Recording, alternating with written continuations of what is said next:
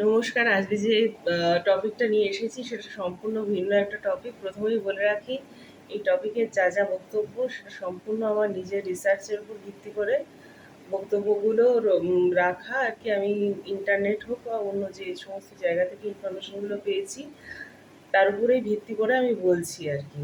এটা আমার মানে কোনো অন্যরকমভাবে কিছু না যে আমি নিজস্ব কোনো মতামত দিচ্ছি সেটা নয়। আমি যেরকম ইন্টারনেটে দেখেছি বা যেরকম পড়েছি আমি সেই হিসেবে ইনফরমেশনটা দিচ্ছি। তো বিষয়টা হচ্ছে, আজ পর্যন্ত ইন্ডিয়ান আর্মি আফটার ইন্ডিপেন্ডেন্স ৩৩টা অপারেশনস করেছে দেশের উদ্দেশ্যে আর কি। কি কি সেগুলো তো অনেক নাম আছে, তার মধ্যে 3টে অপারেশনের কথা আমি বলবো। তার মধ্যে ১ নম্বরে আছে, যেটা আমি বলবো সেটা হচ্ছে অপারেশন ব্লু স্টার। দেখে নিন, 1984-এ হয়েছিল। তৎকালীন প্রধানমন্ত্রী ছিলেন ইন্দিরা গান্ধী। তো ঘটনাটা যেটা হয়েছিল, তৎকালীন শিখ প্রজাতির কিছু মানুষের সঙ্গে আর কি একটা অন্যান্য ধর্মের মানুষদের কিছু সমস্যার সৃষ্টি হয়েছিল। দাঙ্গা হোক বা অন্যান্য মতবিরোধ, অনেক রকম ঘটনা তখন ঘটে। তো সেই কারণে অনেক অস্ত্রশস্ত্র তাদের কাছে ছিল, এটা শোনা গেছে। ইনফরমেশন ছিল, আর্মির কাছে ছিল বা হোম মিনিস্ট্রির কাছে ছিল। তো সেক্ষেত্রে তখন এই দাঙ্গা বন্ধ করার জন্যে বা পরিবেশকে স্বাভাবিক করার জন্যে একটা ক্লিন আপ অপারেশন চালানো হয়। হরমন্দির সাহেব অমৃতসরে যে মন্দির আছে সেখানে ইন্ডিয়ান আর্মি ঢুকিয়ে একটা অপারেশনস চালানো হয়, তদন্ত করা হয় অ্যাকচুয়ালি। তো সেই অপারেশনটাকেই বলা হয় ব্লু স্টার। তো এটা গেল ১ নম্বর অপারেশন। ২ নম্বরে যেটা আছে, যেটা সম্পর্কে আমি বলবো আর কি, সেটা হচ্ছে অপারেশন ব্লু বার্ড। দেখে নিন একবার।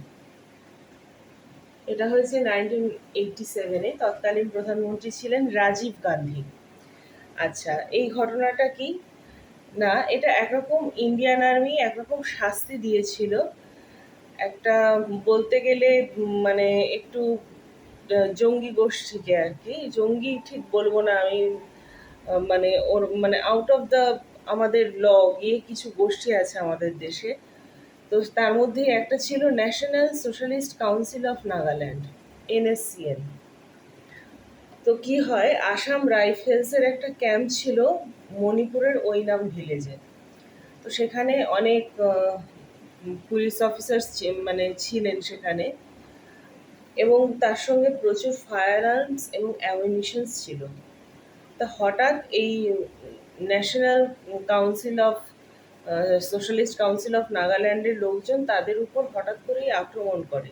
এবং শুধু আক্রমণ করে না, তারা সশস্ত্র কি নিশস্ত্র সেটা তারা দেখে না। তারা আক্রমণ করে ৯ জন পুলিশ অফিসারকে হত্যা করে এবং প্রচুর অস্ত্রশস্ত্র লুট করে নিয়ে যায়। তখন প্রচুর তাদেরকে খুঁজে বের করে এবং তাদেরকে শাস্তি দেওয়ার জন্যে একটা ইন্ডিয়ান আর্মিকে সংগঠিত করে আর পাঠানো হয়, যে তাদেরকে তাদের যথাযোগ্য শাস্তি দেওয়ার জন্য, এবং যারা যারা এই ঘটনাটার সঙ্গে ইনভলভড তাদেরকে ধরে আনার জন্যে, যাতে আমাদের দেশের আইন অনুসারে তাদেরকে শাস্তি দেওয়াটা সম্ভব হয়। এইটা একটা গেল।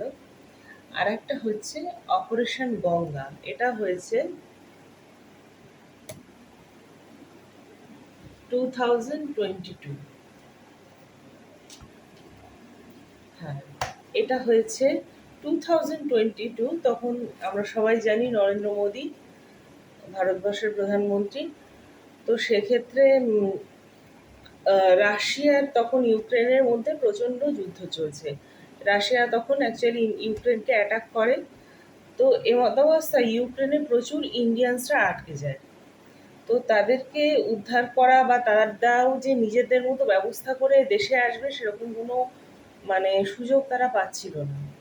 এমতাবস্থায় ইন্ডিয়ান আর্মিকে পাঠানো হয়, যে সমস্ত যারা হিন্দু রয়েছে বা ইন্ডিয়ানস যারা রয়েছে, হিন্দু হোক মুসলিম হোক যা হোক, আমাদের দেশের যারা লোকজন রয়েছে তাদেরকে উদ্ধার করে দেশে ফিরিয়ে আনার জন্য। অনেক স্টুডেন্টস ছিল, আমরা শুনেছি তারা পড়াশুনো করতে গেছে বা এমনি অনেক সিটিজেন ছিল যাদের এর সঙ্গে কোনো যোগাযোগ নেই, তো তাদেরকে উদ্ধার করে নিয়ে আসা। তো এই অপারেশনটার নামই দেওয়া হয়েছে অপারেশন গঙ্গা। এইবার আমি একটা ছবি দেখাচ্ছি, প্রশ্নটা পরে করব। এই অপারেশনটা ইন্ডিয়ান আর্মি করেছিল 2021। প্রাইম মিনিস্টার নরেন্দ্র মোদী ছিলেন তখন। আর অ্যাকচুয়ালি তাতে কি হয় যে যখন আফগানিস্তানে তালিবানদের আক্রমণ হয়, তখন সেখান থেকে সমস্ত হিন্দু এবং শিখদের উদ্ধার করে দেশে ফিরিয়ে আনাটা যাতে সম্ভব হয়, তার জন্য ইন্ডিয়ান আর্মিকে আফগানিস্তানে পাঠানো হয়। আমি জানতে চাই এই অপারেশনটার নাম কি দেওয়া হয়েছিল। ঠিক আছে, আজকে তাহলে এই পর্যন্ত।